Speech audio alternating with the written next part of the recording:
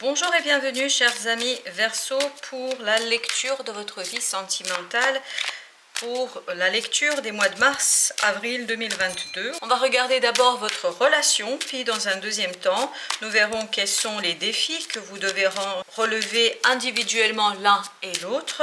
Et évidemment, on regardera quels sont les conseils que le tarot vous donne à chacun des partenaires. Puis ensuite, on aura 3 conseils du tarot pour la relation. Alors justement, commençons immédiatement amis Verseau sur votre relation pour voir quelle est l'énergie au cœur de cette relation. Nous avons cette magnifique et belle reine de denier. Ici on vous dit, vous avez besoin de prendre soin de cette relation. Vous avez besoin de soigner quelque chose dans votre relation. Parce que ici il y a quelque chose qui est caché, qui n'est pas dévoilé et qui quelque part influence votre relation. Donc il vous faudra faire ce dévoilement pour en prendre soin de quelque chose qui peu à peu est en train de devenir insatisfaisant. Vraiment peu à peu en train de devenir insatisfaisant pour vous, pour la relation. Et là on nous dit que il faut vraiment avoir une approche ici dans cette relation, une approche maternante. Il y a quelque chose de très important ici à dévoiler, à mettre en lumière et ensuite l'épurer. L'épurer pour que votre relation puisse repartir sur des bases saines, sur des bases nouvelles, vraiment sur des bases nouvelles. Parce qu'il y a quelque chose ici que ni l'un ni l'autre vous n'avez envie de voir, vous n'avez pas envie d'aller gratter tout ça et regarder de plus près. Pourquoi? Parce que vous avez peur que ce qui se cache derrière, ce qui est tapis dans l'ombre pour l'instant pour vous, que ça puisse mettre en péril votre échange, votre relation. Votre couple a besoin de courage ici pour aller regarder les zones d'ombre et pour mettre en lumière quelque chose qui est très précieux, très précieux, parce que vous avez ici cette notion de valeur. Il y a quelque chose que vous portez dans votre couple et qui a beaucoup de valeur et que vous n'avez pas encore exploré, exploité. Alors d'où vient notre belle reine de denier ici? D'où vient-elle? D'où vient-elle? Elle provient de ce 4 de coupe. L'un et l'autre, vous allez commencer à ressentir de l'insatisfaction. Il y a quelque chose, c'est pas encore flagrant, c'est pas, voilà, on est au début d'un malaise. Il y aura un malaise ici que vous allez ressentir l'un et l'autre, les deux. Mais je crois que vous n'allez pas le communiquer, vous n'allez pas le dire l'un à l'autre. Mais il y a un malaise qu'on sent ici parce que il y a quelque chose derrière, à l'arrière-plan, vraiment à l'arrière-plan de votre relation, que vous ne voyez pas, que vous ne comprenez pas et que vous n'avez pas suffisamment exploré. Et c'est de ça que viendra cette insatisfaction, parce que l'un et l'autre, vous allez ressentir qu'il y a quelque chose de différent, qu'il y a quelque chose qui ne fonctionne pas, mais vous n'allez pas l'exprimer, ça va rester assez étouffé au fond de vous, l'un et l'autre, et c'est ça qu'il faut éviter. Parce que si vous ne soulevez pas tout de suite la question, si vous ne mettez pas en lumière immédiatement les choses vont empirer. Par contre, si vous prenez tout de suite la difficulté, si vous prenez en main tout de suite la complexité, ça va vous permettre de changer les choses, d'agir de telle manière à ce que les choses aillent vers le mieux, c'est-à-dire de passer de cette belle reine de denier vers le roi de denier. On sent ici que vous avez besoin d'épurer quelque chose que vous allez découvrir courant mars-avril, quelque chose qui concerne votre relation et qui ne va pas vous faire plaisir ni à l'un ni à l'autre. Et il faut communiquer sur votre sentiment, sur votre ressenti. Parce que si vous ne communiquez pas, si vous ne dites pas les choses, ça va grossir, ça va s'amplifier et cette amplification, ça va vous conduire vers des excès émotionnels et peut-être même des disputes que vous n'avez pas du tout envie de expérimenter ici. Déjà, on est dans la reine de denier, donc c'est une relation qui est assez solide, qui est assez stable, mais il y a quelque chose ici qui va venir la perturber. Et pour que vous puissiez bien gérer, il faut que vous le fassiez à deux et pas seul. Il faut le faire vraiment à deux. Parce que si vous restez chacun dans votre coin, si chacun trouve que c'est pas juste, que c'est pas bien, que ci ou cela, ben chacun va rester dans son affaire et va ruminer. Et quand on rumine, on amplifie les choses. Et l'amplification des choses va faire que vous n'allez pas pouvoir dégonfler le truc. Il faut vraiment arriver à dégonfler le truc, à tout de suite vous en occuper, à tout de suite en prendre soin, débarrasser de cette affaire le plus rapidement possible. Parce que votre relation est suffisamment solide pour pouvoir le faire sans aucun problème. Parce que là, on sent une belle relation, une relation solide. Ce message s'adresse à des couples qui ont construit déjà quelque chose de solide dans la matière. Vraiment, là, vous êtes ensemble dans la matière.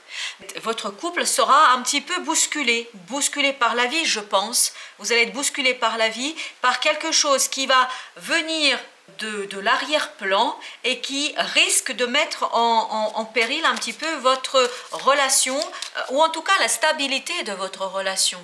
Mais vous êtes tout à fait solide pour aller épurer tout ça et pour vous sortir de cette insatisfaction. Où est-ce que vous vous dirigez? Alors, vous vous dirigez vers le valet de coupe. Vous vous dirigez vers l'apprentissage émotionnel. Ici, vous allez apprendre, ce sera quelque chose que vous n'avez pas peut-être expérimenté. Et là, vous allez apprendre, vraiment apprendre l'un et l'autre à transcender ce quelque chose qui vient un petit peu faire tanguer votre relation, votre couple. Et vous allez être dans l'apprentissage, vous allez regarder ces émotions, vous allez justement regarder cette insatisfaction, vous allez regarder de plus près cette coupe et vous allez épurer ces émotions pour que justement ces émotions puissent se stabiliser, redevenir pures, saines et surtout qu'elles ne soient pas dans... Alors ici, j'ai l'impression que ça va se jouer sur le fait de en vouloir à l'autre pour quelque chose. Enfin, vous vous en voulez l'un et l'autre mutuellement, peut-être pour une façon de agir, de réagir sur quelque chose. Et il ne faut pas s'endormir là-dessus. C'est-à-dire, il faut justement percer tout de suite l'abcès, dire que ce qui s'est passé ne vous convient pas, ce qui se passe ne vous convient pas, discuter, échanger là-dessus, exprimer votre frustration et c'est par cette expression de votre frustration que vous allez pouvoir redémarrer une nouvelle façon d'aborder ces émotions et surtout vous allez apprendre à mieux partager vos émotions dans votre couple. Alors quel pourrait être le défi? Ok, le défi c'est ce 3 d'épée. Et bien, ça confirme pleinement qu'il faut ici prendre soin de cette blessure qui viendra presque d'un imprévu. Il y a une béante blessure ici émotionnelle, mais qui est créée par le mental. Et je pense que c'est le mental qui est au cœur de tout ça. Vous allez interpréter le comportement de l'autre, vous risquez d'interpréter le comportement de l'autre, mais ça va pour les deux partenaires, hein. C'est pas juste l'autre il interprète, mais c'est les deux, vous faites les deux. Vous allez dans l'interprétation, dans les explications, dans des compréhensions, sans en parler à l'autre. Et là, vous allez vous fourvoyer l'un et l'autre. Vous allez commettre des erreurs. Et ça va amplifier cet événement, cette insatisfaction, ce quelque chose qui va venir pour le mois de mars-avril au sein de votre couple. Et vous allez l'amplifier au point que ça va être difficile à porter. Compliqué à porter. Donc votre idée c'est vraiment il faut tuer cette blessure dès le départ et ne pas l'amplifier avec votre mental. Bien au contraire, s'il y a quelque chose qui vous blesse dans le comportement de votre autre, s'il y a quelque chose qui aurait blessé votre autre, peut-être que vous avez un comportement qui blesse l'autre, mais ça, il faudra lui demander. Vous ne pouvez pas deviner. Je pense, n'essayez surtout pas de deviner. Parce que plus vous allez dans « j'essaie de deviner, de comprendre » sans lui poser la question, plus vous allez être dans l'erreur. Et cette erreur pourrait être source de difficultés plus importantes. Il faut tuer dans l'œuf l'affaire. Comme ça, vous allez pouvoir épurer, vous expliquer l'un et l'autre et il n'y a plus de difficultés. Vous pouvez travailler sur une belle renaissance émotionnelle. Parce que là, je crois que cette épreuve que la vie met sur votre chemin, sur le chemin de votre couple, cette blessure qui va ici ressurgir et ressortir, en fait, ça va vous permettre de donner encore plus d'impulsion, encore plus d'épanouissement à votre couple. Il y a un petit moment de crise, parce que je vois ça comme un petit moment de crise, ça tangue un peu, mais ça ne vous fait pas chavirer. Ça ne vous fait pas chavirer, bien au contraire. Ça vous permet d'aller vers beaucoup plus d'épanouissement, vers une nouvelle étape. Vraiment, on sent que c'est un nouveau cycle dans votre relation. Il y a un nouveau cycle qui va être dans votre relation où vous allez communiquer différemment dans votre relation. Vous allez communiquer sans l'ego. Justement, vous allez être dans le partage, dans un partage sain, sincère et authentique. Authentique sur vos ressentis. Donc ne vous repliez pas, c'est vraiment ça l'idée, ne vous repliez pas sur vous-même parce qu'il y a quelque chose qui vous a frustré, blessé par le comportement de l'autre, par les paroles de l'autre, parce que là on est quand même dans le mental. Donc essayez de tout de suite aller voir ce qui s'est passé, d'échanger, de discuter pour éviter à ce que les choses escaladent, à ce que les choses s'amplifient et que ça mette en péril votre belle relation, parce que vous avez une très très belle relation, pleine d'abondance et pleine d'amour, je pense, au-delà de l'abondance matérielle. Donc c'est dans la matière, c'est quelque chose qui est solide et c'est justement cette solidité matérielle qui va vous permettre de épurer cet événement qui va arriver et qui va être un peu compliqué à gérer pour les deux partenaires. Alors justement, qu'est-ce qui pourrait vous aider dans cette affaire? Des petits valets, voilà ce qui pourrait vous aider. Un petit valet de denier, c'est-à-dire de faire quelque chose de différent, de nouveau, vraiment de faire quelque chose dans la matière de différent.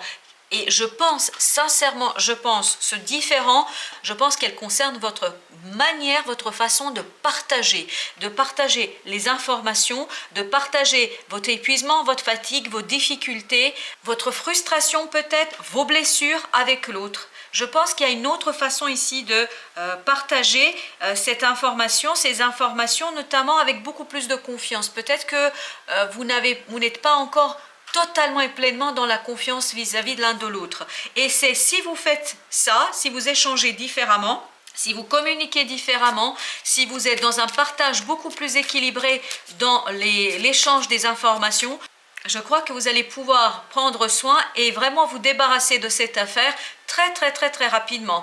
L'idée ici, c'est ne vous repliez pas sur vous-même, mais allez-y, partagez avec l'autre, partagez ce que vous vivez, ce que vous avez vécu et les sentiments, ce que vous ressentez. En tout cas, c'est important de les partager.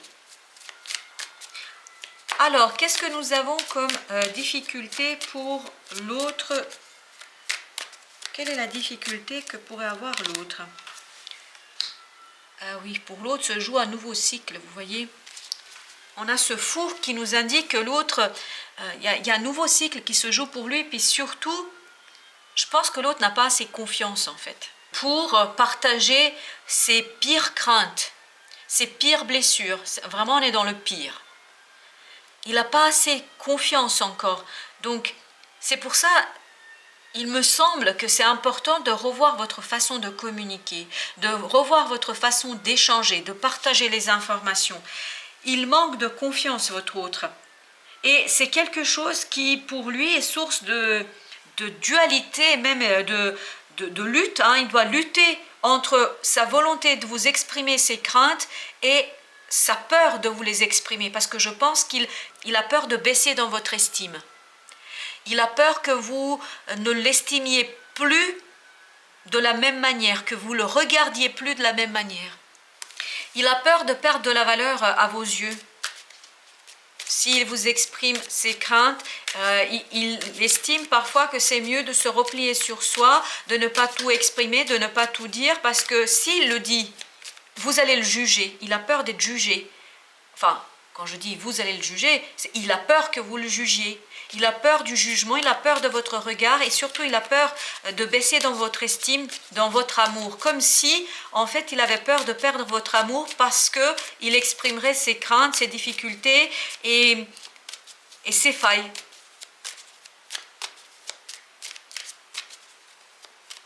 Voilà pourquoi il risquerait de se replier sur soi, même s'il y a quelque chose qui le dérange, qui lui pose problème dans votre couple, même s'il y a quelque chose qui est difficile pour lui, en fait, il préférait se taire parce qu'il se dit comme ça, il ou elle ne voit pas, mon autre ne voit pas ce que je ressens, ce que je vis, il ou elle garde toujours la même image de moi. Pour vous, la difficulté viendrait de ce 6 de bâton, c'est assez surprenant. Mais peut-être qu'il ne reconnaît pas suffisamment votre capacité d'accueillir ses craintes. Peut-être que l'autre ne vous donne pas assez de crédit pour l'accueillir tel qu'il est. Pour l'accueillir avec ses failles, que vous avez suffisamment d'amour pour lui, pour l'accueillir tel qu'il est. Je crois que pour vous, cette difficulté sera de faire reconnaître à l'autre l'amour que vous avez pour lui, l'amour qui est capable d'accueillir les pires blessures, les pires failles, les pires défauts que l'autre pourrait avoir, que l'autre aurait. Donc là, votre difficulté sera vraiment de lui faire comprendre que quoi qu'il vive, quoi qu'il se passe, quoi que vous viviez tous les deux, vous l'aimez malgré tout. Que votre amour n'est pas conditionné par un comportement attendu de sa part, que vous n'êtes pas obligé d'être d'accord sur tout, que vous n'êtes pas obligé d'agir de la même manière sur tout, mais que votre couple est suffisamment solide et fort pour que chacun puisse s'exprimer, exprimer ses doutes, exprimer ses craintes. Et je pense que si vous arrivez à faire comprendre à votre autre de votre capacité d'accueillir, de l'accueillir tel qu'il est par amour, je pense que l'autre va se libérer et va pouvoir partager avec vous toute cette bataille qu'il a au fond de lui pour exprimer les choses, pour exprimer sa confiance en la vie et en votre amour, en votre couple. Je pense que l'autre se retient énormément.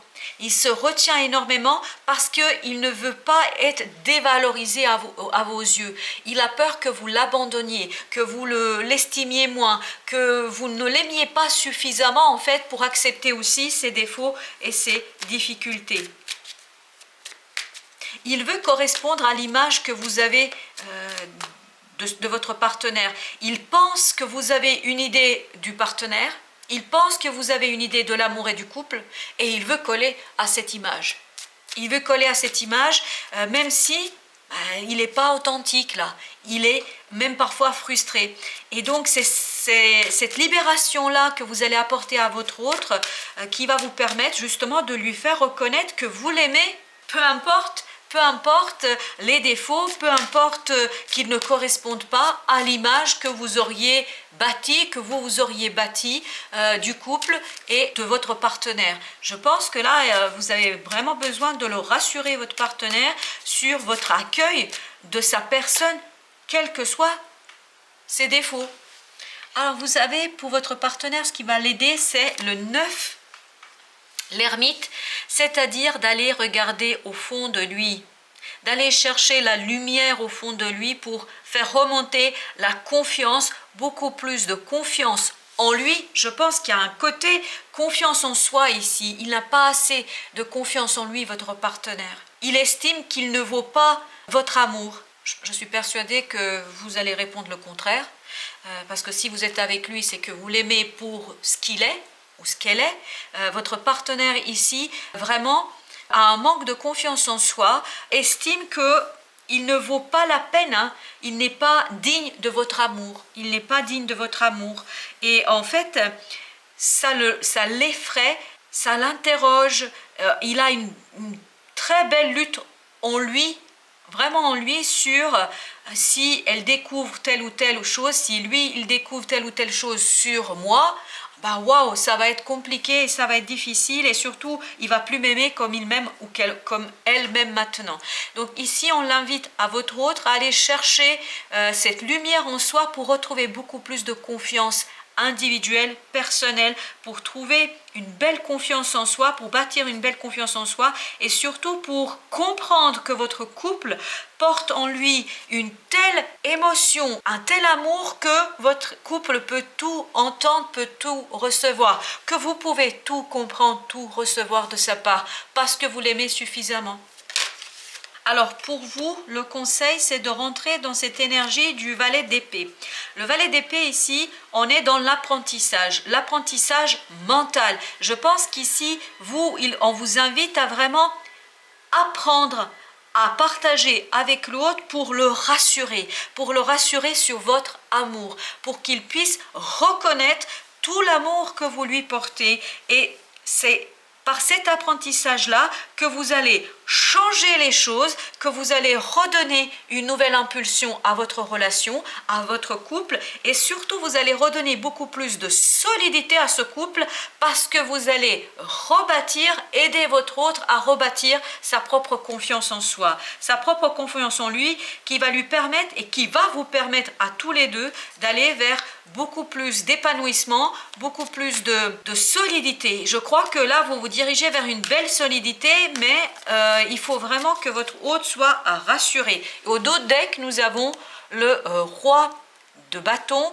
On a ce côté 21 qui nous parle du cycle, et toujours ce 5, la lutte. Donc ce qui va se finir ici, grâce à cette chose qui est tapie dans l'ombre ici, qu'on ne voit pas tout de suite de quel événement, ça peut être n'importe quoi ici comme événement, mais un événement qui va devoir être transcendé pour que vous mettiez derrière vous cette lutte et ce fait de retenir en soi. Et je pense que c'est surtout valable pour votre partenaire.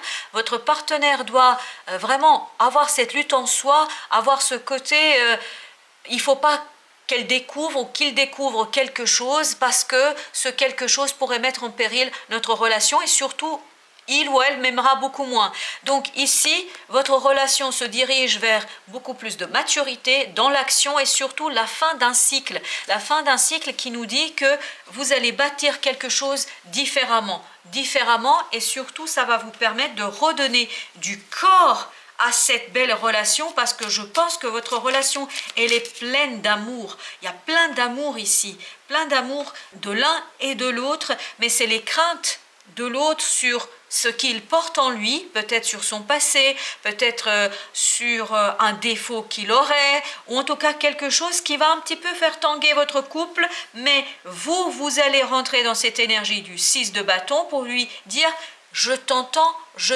te vois, je te comprends et je t'aime malgré tout ». Voilà, ce serait ça votre apprentissage à mener ici. Alors, vous avez à nouveau le valet d'épée. Exactement le même qu'ici, c'est-à-dire accepter de ne pas toujours tout savoir, accepter de ne pas toujours tout comprendre. Allez-y avec le cœur, parce que le mental n'arrive pas toujours à tout saisir. Ici, ce que votre autre ressent, c'est irrationnel. Vous allez vous dire, mais c'est pas possible, c'est complètement idiot, ce qu'il raconte, je l'aime. Mais oui, pour vous, c'est évident, parce que vous connaissez la vérité de votre cœur. Votre autre, il est aussi une individualité, et il ne peut pas deviner ce qui est dans votre cœur. Donc pour vous, l'objectif sera vraiment celui de aller mettre en lumière pour votre autre votre amour, pour que ce sentiment irrationnel, pour que cette approche irrationnelle et cette peur, parce que les peurs sont toujours irrationnelles, pour que cette peur, il puisse la transcender, et pour qu'il puisse retrouver une plus grande confiance en soi, pour qu'il puisse être dans le partage, un partage authentique et sincère dans l'amour. Regardez, on vous dit rentrer dans le roi de coupe. Le roi de coupe, on est dans la maturité émotionnelle. La maturité émotionnelle au sens où on est dans l'accueil de toute émotion qui se présente. Une peur, la colère, l'incompréhension, quelle que soit l'émotion, le roi de coupe est capable de l'accueillir, parce qu'il sait très bien qu'il est assez solide, et votre relation est assez solide, en tout cas c'est ce qui ressort ici, et assez solide pour épurer ces difficultés de l'un et l'autre à communiquer sur un plan un peu plus profond. Et on va avoir ensuite 9 d'épée. Le 9 d'épée nous dit ici qu'il faudrait travailler sur l'angoisse. Et au dos deck, on a le 8 de bâton qui nous dit communiquer sur vos peurs. C'est pas parce que vous avez peur de manière irrationnelle que pour l'autre, pour autant, va vous juger, va porter un regard critique et va moins vous aimer. Au contraire, peut-être qu'il risque de plus vous aimer parce que vous êtes dans le partage de quelque chose d'authentique et de profond. 3 de coupe et 10 de denier. Vous allez vers beaucoup plus de sécurité et je pense vers plus de sécurité au sens émotionnel du terme. Votre autre a besoin d'être sécurisé émotionnellement pour que votre relation puisse prendre toute son ampleur et pour qu'elle puisse continuer à s'épanouir. Voilà, chers amis Verseau, merci de votre visite et à très bientôt pour d'autres lectures.